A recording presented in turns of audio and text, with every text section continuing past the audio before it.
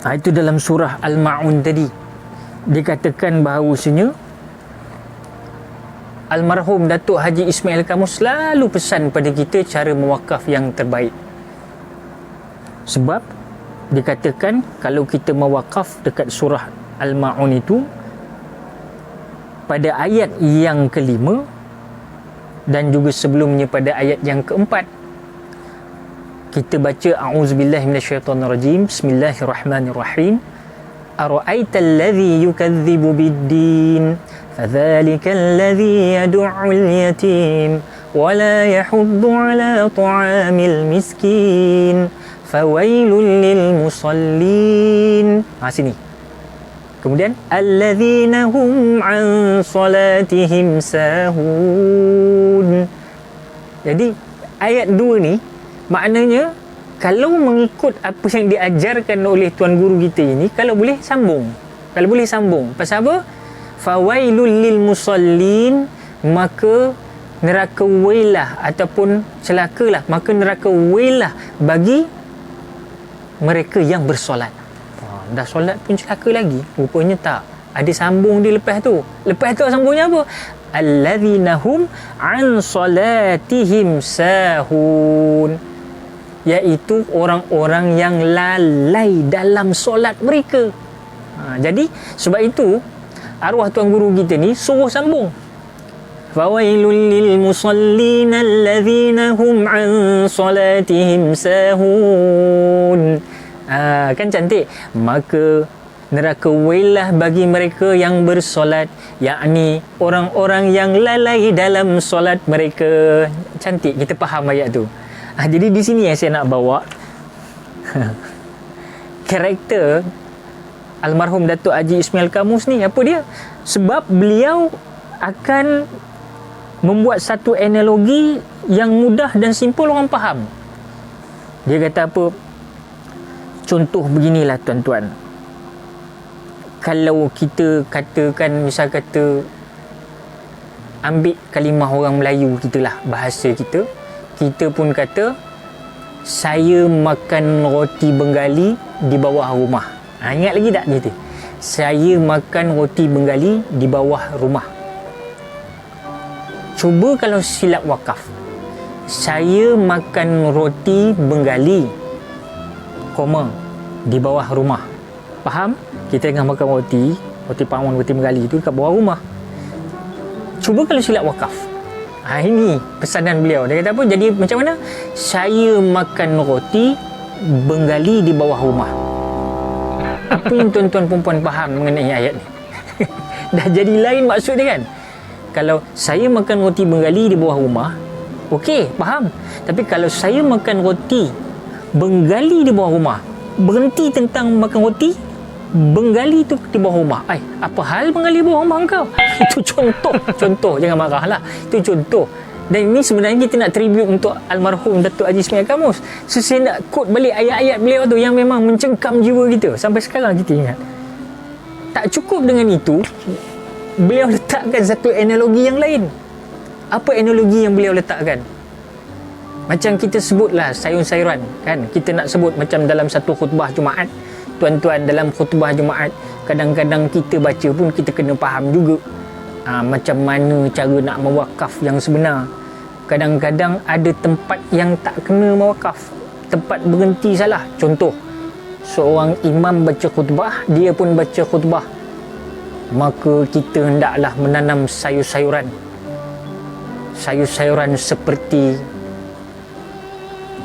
seperti timun, tomato, cabai-cabai, cili padi, kacang panjang, terung.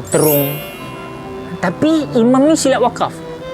Dia pun baca kita hendaklah menanam cabai-cabai, kacang panjang, terung.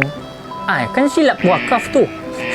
Patut kacang panjang, kemudian baru terung.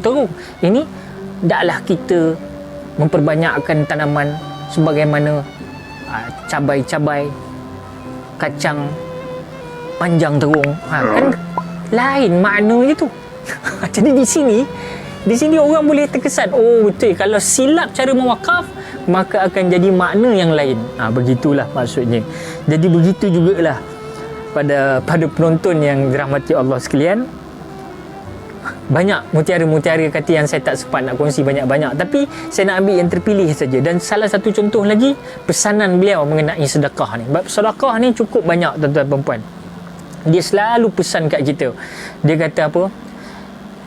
Tuan-tuan, duit yang kita sedekah itulah sebenar-benarnya duit tuan-tuan. Maka duit yang dalam poket kita tu belum tentu duit kita. Maknanya duit yang kita sedekah tu memang kita punya. Itulah yang tuan-tuan punya. Tapi yang dalam poket belum tentu kita punya. Mungkin Acong punya, mungkin kedai motosikal punya, mungkin kedai kereta punya, mungkin kedai minyak punya, mungkin dan mungkin. Ini analogi yang menarik tuan-tuan dan puan. Sebab itu pesanan beliau tu selalu macam tu. Ingatkan, yang kita sedekah itulah merupakan amanah saham akhirat kita yang sebenar. Subhanallah. Dan juga antara lawak sinis beliau yang mencengkam kalbu kita lagi ialah mengenai kumpul harta. Kadang-kadang kita berasa pelik. Barang yang kita bakal ketinggalkan itulah yang kita cari bertungkus lumus.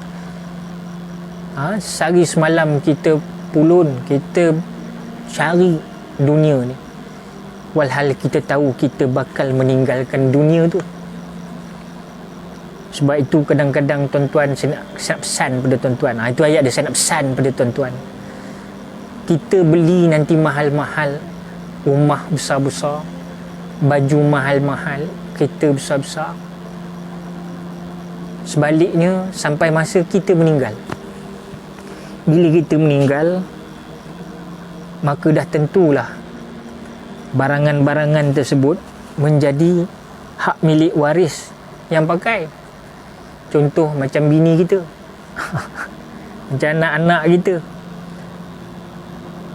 Sebab itu kalau kita tengok sampai beliau bagi tahu bahawasanya ada orang kadang-kadang dibagi macam contoh analogi lawak, dia kata kan, dah meninggal kita, lepas tak lama kemudian datang tanam pula sebelah, ada seorang lagi pula meninggal. Dia pun tengok, ini jiran kampung aku ni. Dia pun tegur, bukan jiran ni ke, kampung ni ke? Yelah akulah, kata. Nak tanya kau sikit, bini aku ni apa khabar?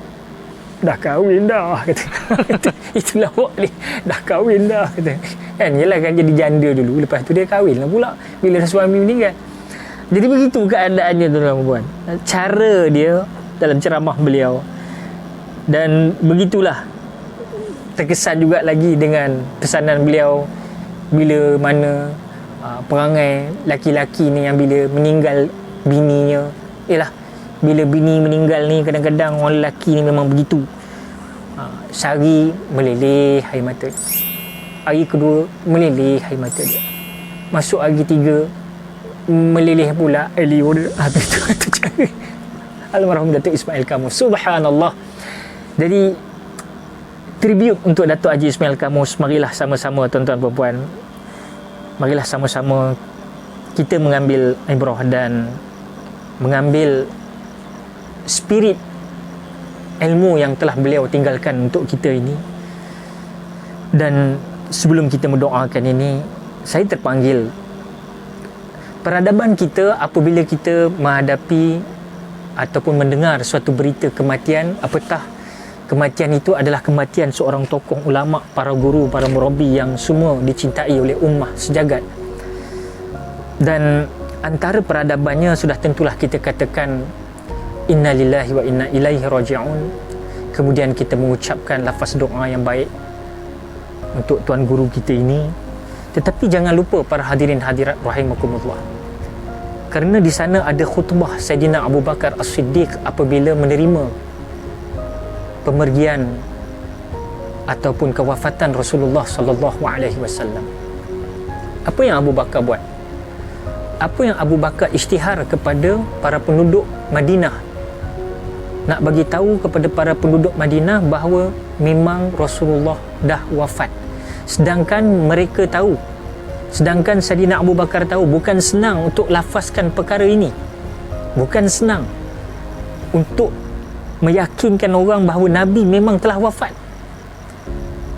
Tetapi di sinilah yang dikatakan Siddiq, benarnya Saidina Abu Bakar ini menyampaikan sesuatu itu dalam kebenaran. Maka dia mengeluarkan suatu kalimah yang disebut, man kana ya'budu Muhammadan fa inna Muhammadan qad mata wa man kana ya'budu Allah fa inna Allah hayyun la yamut.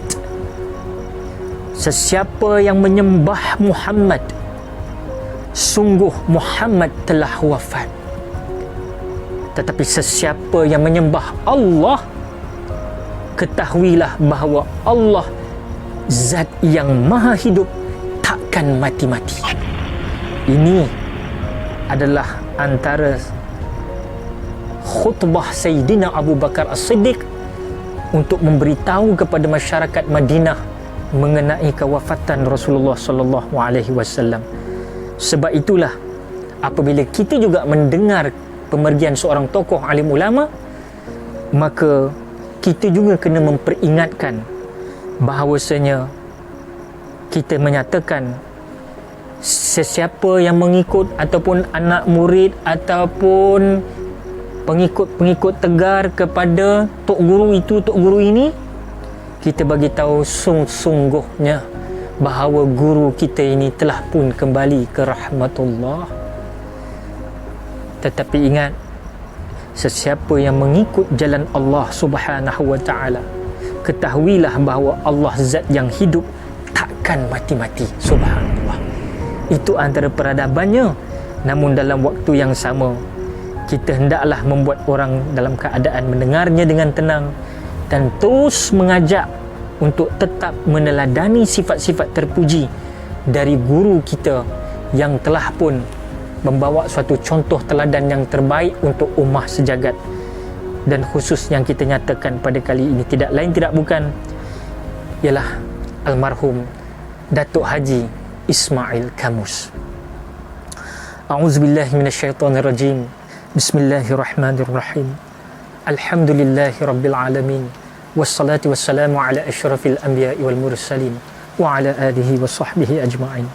Allahumma ighfir lahu warhamhu wa'afihi wa'fu anhu wa akrim nuzulahu wa wasi' madkhalahu waghsilhu bil ma'i wath thalji wal barad wa naqqihi minal khataaya kama naqqaytu thawbal abyad minad danas wa abdilhu daran khairan min darihi wa ahlan khairan min ahlihi wa zawjan khairan min zawjihi wa adkhilhu al-jannah wa a'idhu min azabil qabr wa min azabin nar. Ya Allah, Engkau berilah keampunan baginya dan limpahkanlah rahmat kepadanya dan selamatkanlah dia dan maafkanlah kesalahannya. Engkau muliakan kedudukannya ya Rabb, dan Kau luaskanlah tempat tinggalnya dan sucikan dia dengan air salji dan air yang sejuk. Engkau bersihkannya daripada kekotoran dosa sebagaimana dibersihkan pakaian yang putih dari segala kekotoran ya Allah. Dan gantikanlah rumahnya dengan rumah yang lebih baik dan pasangan yang lebih baik. Masukkanlah dia ke dalam syurga dan lindungilah dia daripada azab kubur dan ujiannya, serta jauhkanlah dia dari azab neraka-Mu ya Allah. Allahumma Rabbana atina fid dunya hasanah wa fil akhirati hasanah wa qina azaban nar. Wa sallallahu ala sayyidina Muhammad walhamdulillahi rabbil alamin. Salam takziah buat keluarga almarhum Datuk Haji Ismail Kamus. Kita teruskan legasi almarhum tuan guru kita ini. Allahu Akbar.